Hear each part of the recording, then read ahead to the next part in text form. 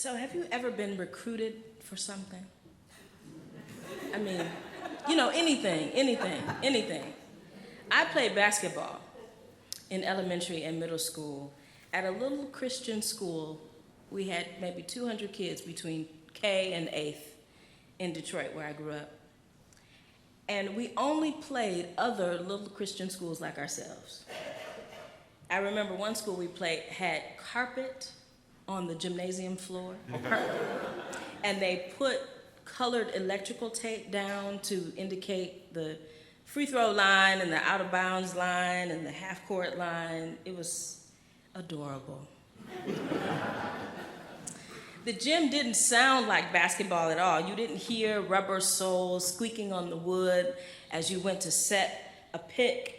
You couldn't feel the ball crisply bouncing on the floor as a player went up for a layup. Clearly, our schools were not highly scouted schools.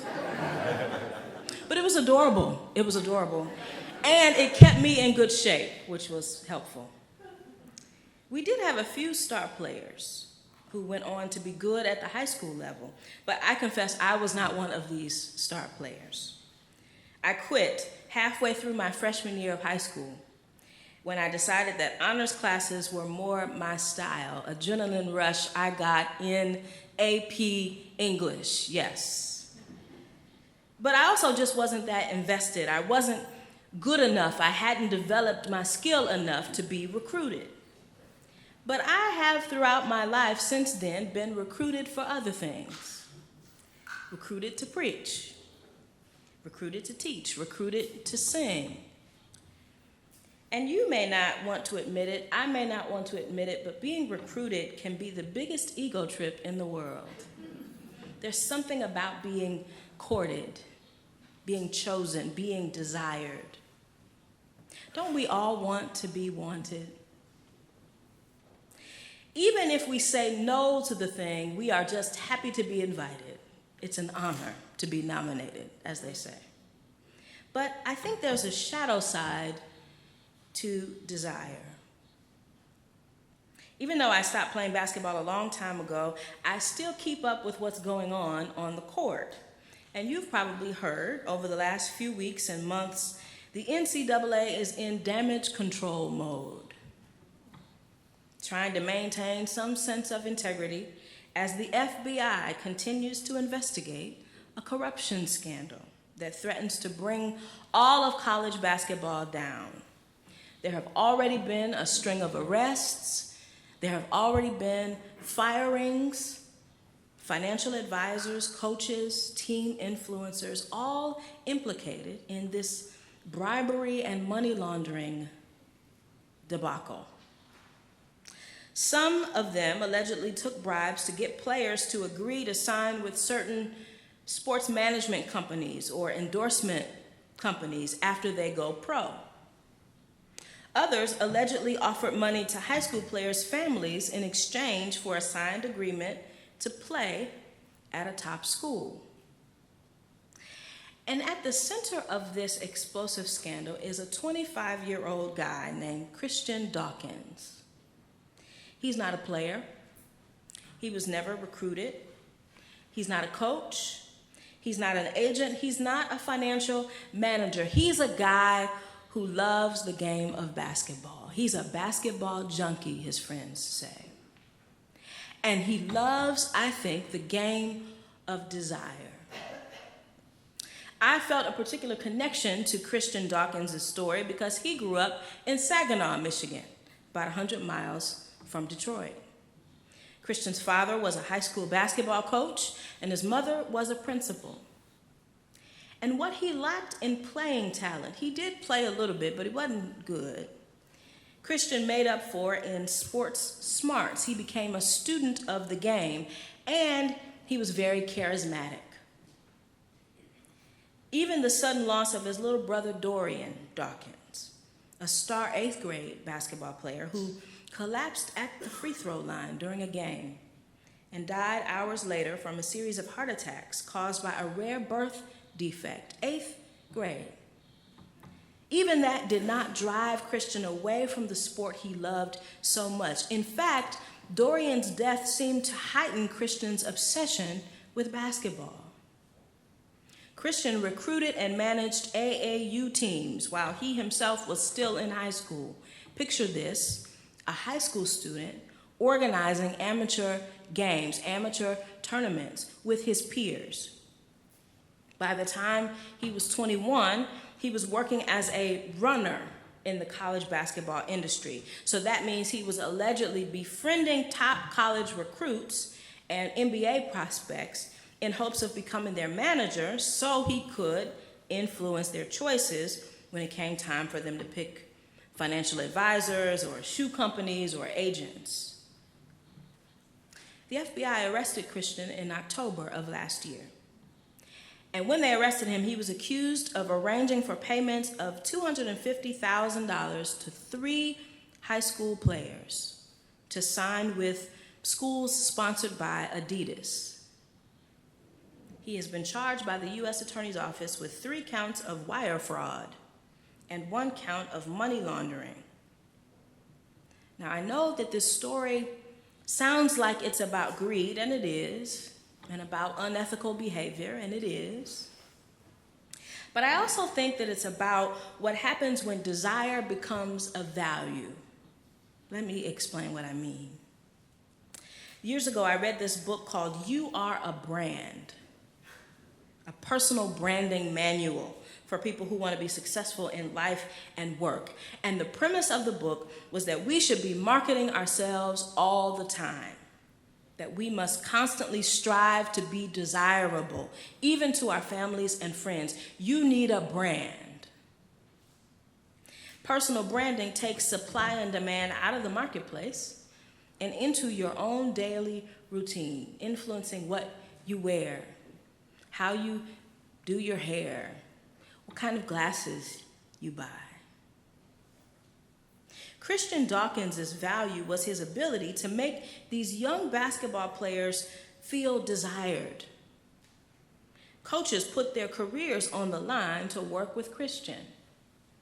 Shoe companies knew they could manufacture desire with the right number of zeros on a check passed under the table. Nayyirah Waheed, who is a Black queer Muslim woman, has written 2 books of poetry that have become like sacred texts to me. Here's one of her pieces called The Color of Low Self-Esteem. What I never learned from my mother was that just because someone desires you does not mean they value you.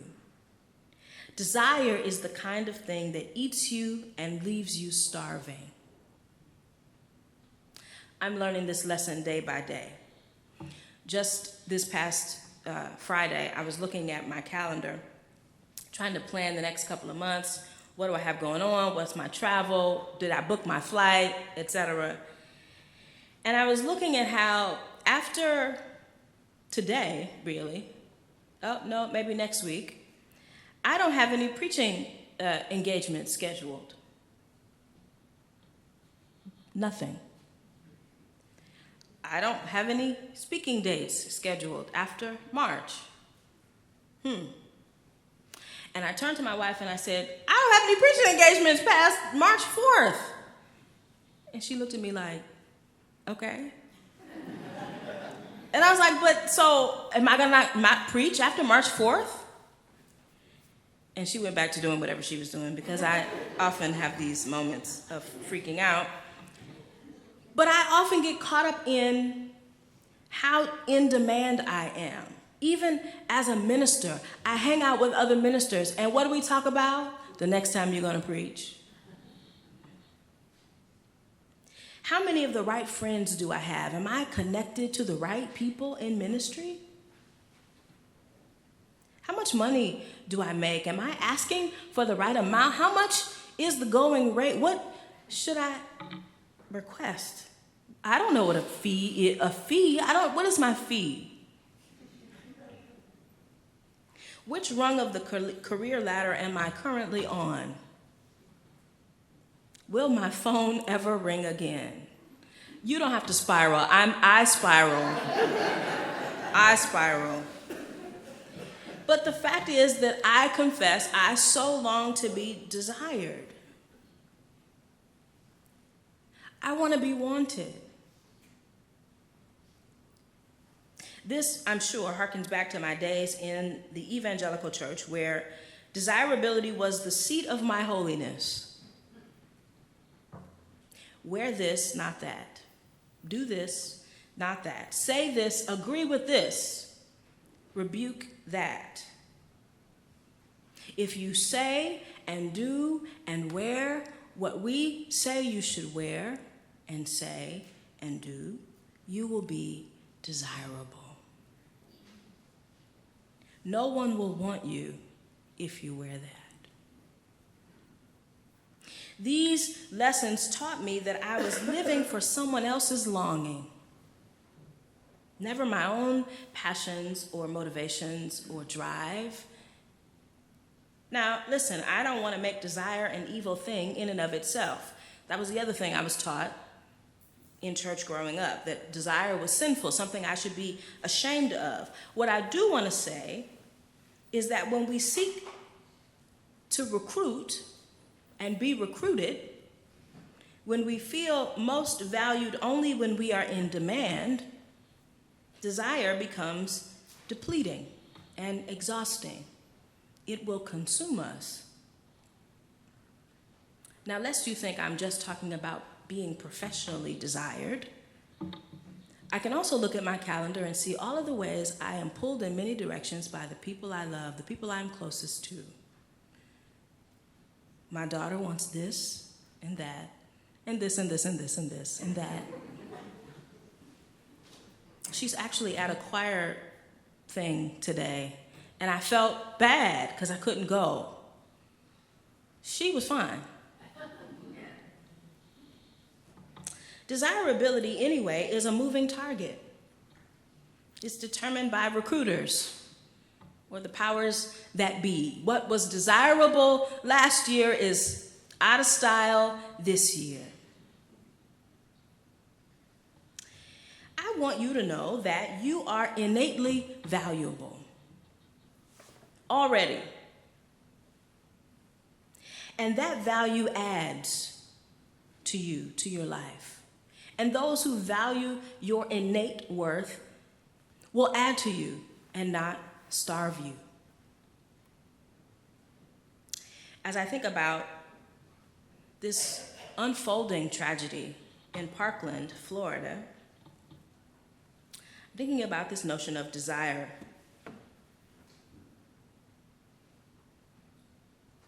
How many guns do I need in order for people to listen to me, to be scared of me, to finally see me? But Nicholas Cruz's guns did not make what tormented him disappear. They did not erase his loneliness, his grief, his feeling of, I don't belong, I'm misunderstood, I'm angry, I'm sick.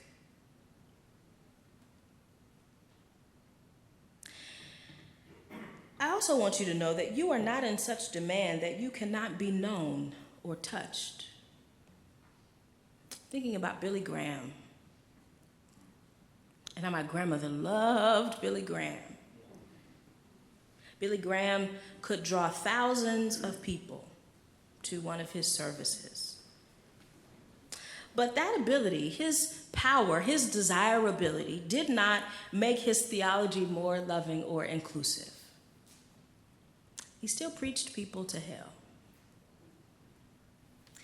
And it didn't compel him to be a better husband and father.